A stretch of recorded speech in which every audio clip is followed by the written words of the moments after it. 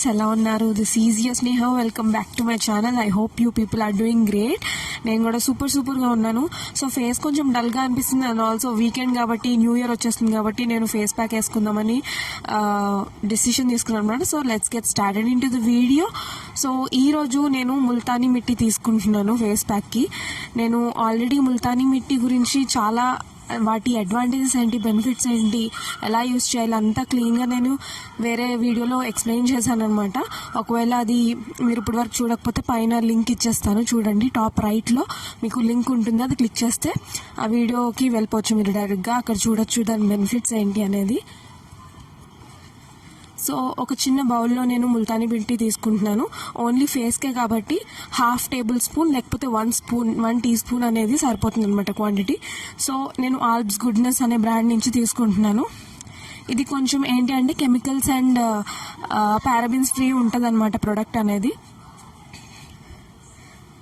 So నేను 1/2 spoon తీసుకున్నాను కాబట్టి 1/2 స్పూన్ వాటర్ మిక్స్ చేస్తున్నాను.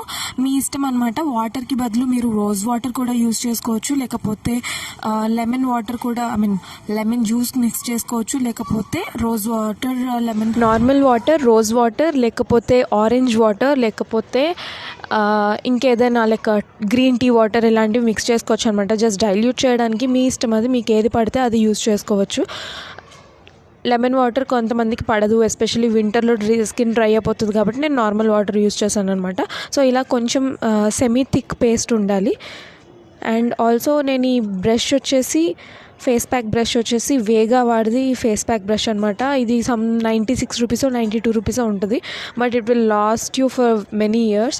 నాకు తెలిసి ఇది నా దగ్గర 2 years నుంచి ఉంది. సో ఇంకా బాగానే ఉంది. It is that every time మీరు ఫేస్ ప్యాక్ పెట్టేసుకున్నాక దాన్ని క్లీన్ చేసేసి డ్రై అయ్యాక you have to keep it in your wardrobe or else అది తొందరగా పాడైపోతుంది.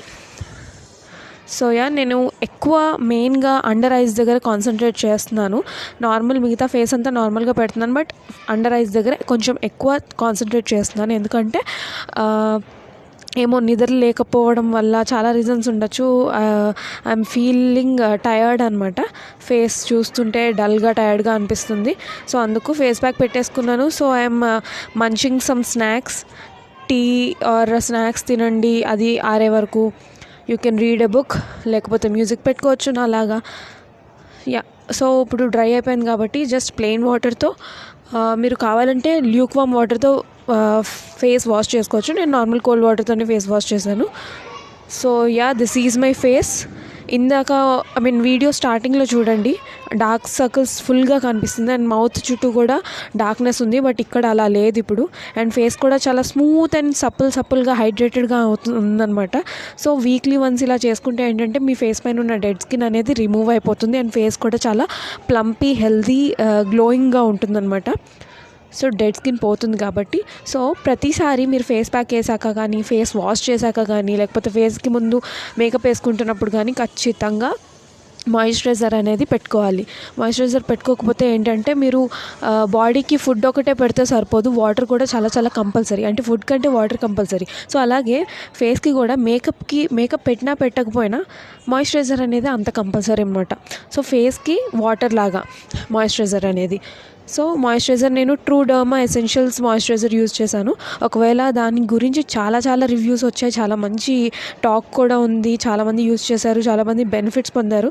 సో ఒకవేళ ఆ వీడియో కనుక మీరు చూడకపోతే టాప్ రైట్లో మీకు లింక్ ఇస్తాను. ఆ వీడియో గురించి, ఓన్లీ మాయిశ్చరైజర్ గురించి నేను దానిలో ఎక్స్ప్లెయిన్ చేశాను అనమాట. సో అది వెళ్ళి చూడండి. ఒకవేళ వీడియో నచ్చితే కనుక ఖచ్చితంగా లైక్ చేసేయండి, షేర్ చేసేయండి. షేరింగ్ ఈజ్ కేరింగ్ అంటారు కాబట్టి. అండ్ ఆల్సో సబ్స్క్రైబ్ చేసుకోకపోతే సబ్స్క్రైబ్ చేసేసుకోండి.